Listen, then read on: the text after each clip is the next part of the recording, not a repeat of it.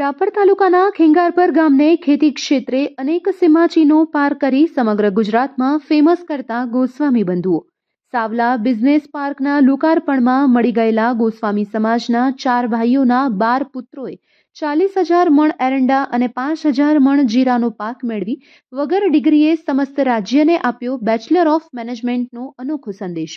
225 પરિવારના 1500થી પણ વધુ લોકોને રોજગારી પૂરી પાડીને એક કોર્પોરેટ કંપનીથી પણ વધુ કારોબાર સંભાળતા આ 12 ગોસ્વામી ભાઈઓની સક્સેસ સ્ટોરી સૌ પ્રથમ વખત નિહાળો કચકેરી ટીવી ન્યૂઝ પર। Report by Ghanshyam Barot, Kachkeri TV news, Rapar.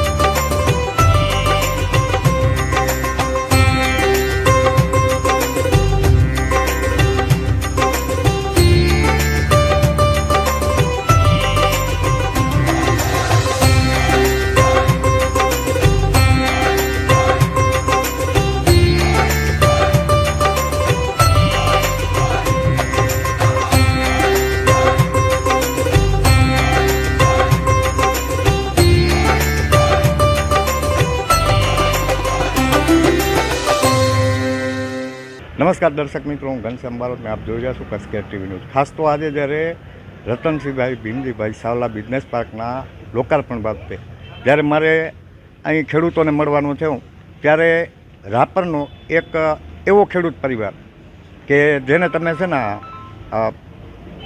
Master of business management नवो कोर्स करवानी जरूर नहीं पड़ी, पण एक ज परिवार जो खाली जीरा अने एंडानो 45,000 मण जेटलो पाक लई शकतो हतो एमनी दूरदृष्टि केवड़ी हशे, एमनुं विजन केवडुं हशे।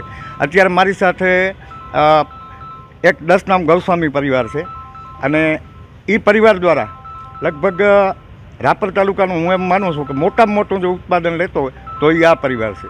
क्यांक ने क्यांक 10 नाम गोस्वामी परिवार एटले भगवान महादेवथी जोड़ायेलो शिव बाळक कहेवाय।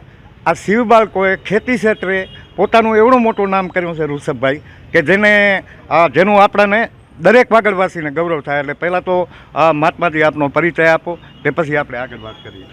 મારું નામ ગુસાઈ ધર્મેન્દ્રગીરી પ્રેમગર, ગામ ખેંગારપરના વતની અને લગભગ 4 થી 5 ગામોની જમીન આજુબાજુમાં વાવી છે। જી, ખાસ તો ગુરુ તમારી સાથે અત્યારે કેટલા ખેડૂત પરિવારો જોડાયેલા છે અને તમારા પરિવારમાં કેટલા લોકો? ખાસ કરીને અમારે અત્યારે ખેડૂત પરિવાર અમારી સાથે જે છે એ લગભગ 225 જેવી કહેવાય ને કે પરિવારો જોડાયેલા છે અને અમારા 4 ભાઈઓનું મેનેજમેન્ટ છે મારા પપ્પાની।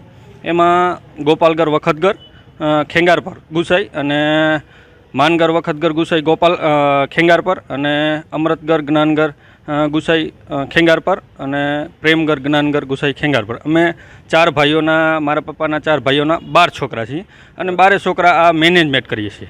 બરાબર, એટલે મતલબ કે તમે 12 ભાઈઓ સાથે મળી એટલે આમાં તમે એવા વિભાગ પાડેલા છે કે આ ભાઈ આ સંભાળશે, આ ભાઈ આ સંભાળશે, તો એ તમે કઈ રીતે ગોઠવણ કરી બધી? એમાં અમારે ઘનશ્યામભાઈ એવું છે કે 12 છોકરાઓને અલગ અલગ રીતે જમીન વિતરણ કરેલી છે।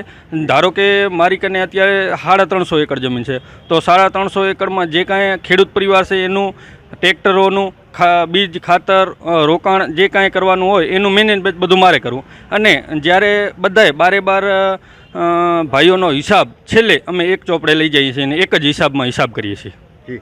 ખાસ તો ગુરુ મેં હમણાં વાત સાંભળી કે તમે 5,000 મણ જીરું અને 40,000 મણ જેટલા એંડાનું ઉત્પાદન લીધું। ક્યાંક ને ક્યાંક આખા તાલુકા માટે પ્રેરણારૂપ છે। દર્શક મિત્રો, 40,000 મણ એંડા અને 5,000 મણ જીરું જો 12 ભાઈઓ સાથે મળી અને આટલી મહેનત કરી શકતા હોય તો વિચાર કરો કે આપણા તાલુકામાં તો હું માનું છું ત્યાં સુધી લગભગ આખા કચ્છથી સૌથી વધારે ખેતી જો સાચી હોય ઋષભભાઈ તો આપણા તાલુકામાં થાય. આ ગુરુ તમે કઈ રીતે આ બધું મેનેજમેન્ટ કરી શકો? મેનેજમેન્ટમાં એવું છે કે 7 પેઢીથી અમે ખેતીનો જ વહીવટ છે અમારા બાપદાદાઓનો, અને ખેતી સાથે જ સંકળાયેલા છીએ, અને નાના મોટા ખેતીની સાથે ખેડૂત પરિવારમાં જ અમે મોટા થયા છીએ અને ખેડૂત પરિવારમાંથી આવીએ, એટલે મેનેજમેન્ટમાં તો સારી રીતે અમે મેનેજમેન્ટ કરી શકીએ છીએ. માતાજીની ખૂબ મહેરબાનીથી આ બધું ચાલી રહ્યું છે. આજે બધા ભગવાધારીઓ ભાઈ બધા તમે ભાઈ જ છો? બધા અમે ભાઈ જ છીએ, બધા 4 ભાઈઓના છોકરાઓ જ છીએ અમે. બરાબર, એટલે મતલબ કે બધા પોતપોતાના વિભાગ વેચી લીધા છે? હા, પોતપોતાના વિભાગો વેચેલા છે બધા. અત્યારે તમે કેટલી જમીન ઉપર ખેતી કરો? અત્યારે અમે 2200-2300 જમીનની ખેતી કરીએ છીએ. 2200-2300 એકર? હા, 2200-2300 એકર જમીન વાવીએ છીએ, અને લગભગ 26-27 ટ્રેક્ટર છે, અને મેસીના એક ટ્રેક્ટર પસંદ કરીએ છીએ અમે. બરાબર. અને 5 બોલેરો કેમ્પર છે, જેસીબી છે. આ સાધનની વ્યવસ્થા જે જોઈએ એ અમે અમારા પોતાની જ કરી લીધી છે. એટલે મતલબ કે તમારો જે પરિવાર છે, દર્શક મિત્રો હું આપને જણાવી દઉં, આ તમે જે જુઓ છો ને આ બધા યુવાનો છે. હાલના આ મોબાઈલના યુગમાં આવડું મોટું મેનેજમેન્ટ, ખાસ તો મને તો હું તો જોઉં છું બધાના ખીચામાં મોબાઈલ છે. આ લોકોને ક્યારે સોશિયલ મીડિયા વાપરવાનો ટાઈમ મળતો હશે એ મારા મગજમાં નથી બેસતું, કારણ કે આટલી બધી મહેનત અને આ બધું આયોજન તમે આવા સોશિયલ મીડિયાનો ઉપયોગ કરો છો. અમે કરી રહ્યા આખો દી રીલું ફેરવીએ ને આખો દી ગોટે ગોટે ચડીએ આવું કરો? ઘનશ્યામભાઈ, મોબાઈલની તો અમારે જ્યાં જરૂર પડે ત્યારે જ ઓપન કરીએ છીએ, બાકી મોબાઈલ ઓપન કરવાનો ટાઈમ નથી મળતો, કેમ કે ઘણા બધા પરિવારોને આપણે લઈને બેઠા છીએ, તો પરિવારને માટે ખૂબ મહેનત માંગે છે એ, અને મહેનત આપીએ છીએ અમે, એટલે રીલો જોવાનો અમારે કાન બહુ ટાઈમ નથી જ મળતો એમ. એટલે મતલબ કે 225 જે ખેડૂત પરિવારો છે એ ક્યાંક ને ક્યાંક વિચાર કરો, 12 ભાઈઓ જો 225 લોકોને રોજગારી આપી શકતા હોય તો આપણા તાલુકામાં શું ન થઈ શકે? ખાસ તો આ 225 જે પરિવારો છે એ તમારાથી કેટલા સમયથી સંકળાયેલા?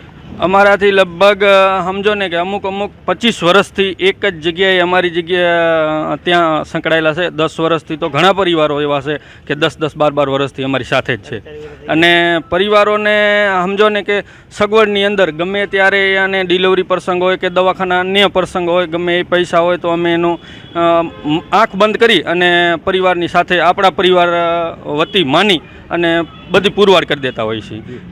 ખાસ તો તમને મળીને ખૂબ હું ગૌરવ અનુભવું છું, ધન્યતા અનુભવું છું. છેલ્લો પ્રશ્ન, રાપર તાલુકામાં આવડો મોટો બિઝનેસ પાર્ક અને ખેડૂતો માટે આટલી સુવિધાઓ, આ બાબતે તમે ક્યારે કલ્પના કરી હતી?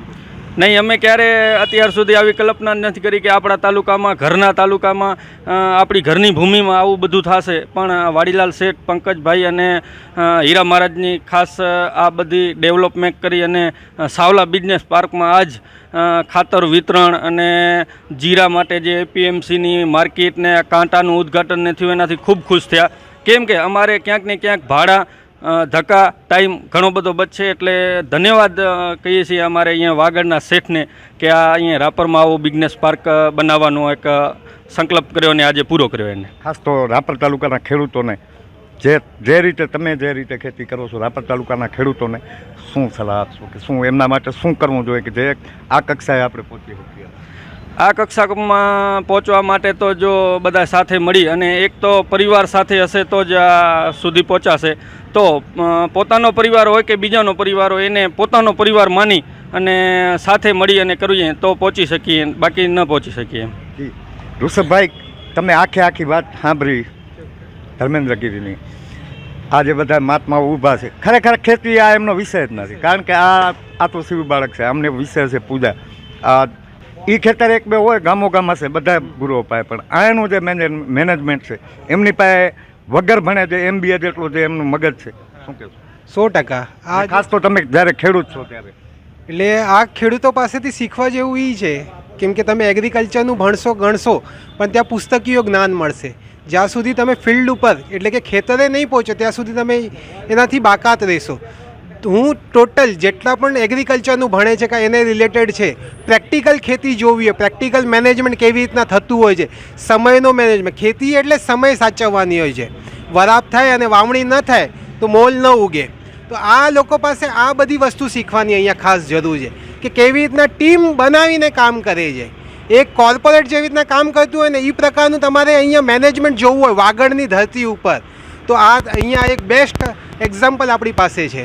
એટલે ક્યાંક ને ક્યાંક આપણા તાલુકામાં વાગડ સૌથી આગળની જો આપણે વાત કરીએ, પંકજભાઈએ જે વર્ષો પહેલાં સૂત્ર આપ્યો હતો, મને ચોક્કસપણે એવું લાગે છે કે આ જે ગુસાઈ પરિવાર છે એ ચોક્કસપણે આ સૂત્રને સીધું અપનાવી લીધું હોય એવું આપણે ચોક્કસપણે કહી શકીએ.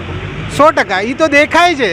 આજે 2300 એકર જમીન વાવવી, એ તમે કલ્પના કરી શકો. ખાલી 2300 એકરમાં આટો મારો ને સાહેબ તો આટા આવી જાય. એને વાવવું, ખેડવું, છોકરાની જેમ ઉછેર કરવો, મતલબ તમામ ખેડથી કરીને ખેતરથી કહીએ ને ખરામાં માલ આવે ત્યારે ખરો કહેવાય. એટલે કે સાચા સાહસી જે કહી શકીએ ને તો એ આ પરિવાર છે. ખાસ તો 225 પરિવારોને રોજીરોટી આપ્યું એટલે 225 પરિવારનો તમે જો આંકડો મારો ને તો મોટો આંકડો. ખાલી એક પરિવારમાં 5 માણસ તમે સમજો તો એ 225 પરિવાર એટલે કેટલા લોકોને રોજીરોટી?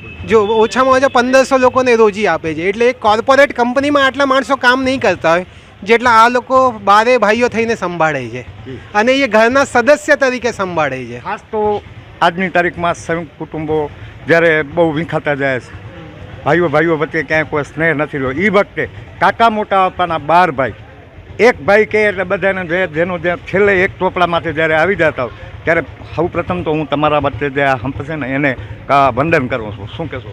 100% વંદનીય તો છે જ ને આજે.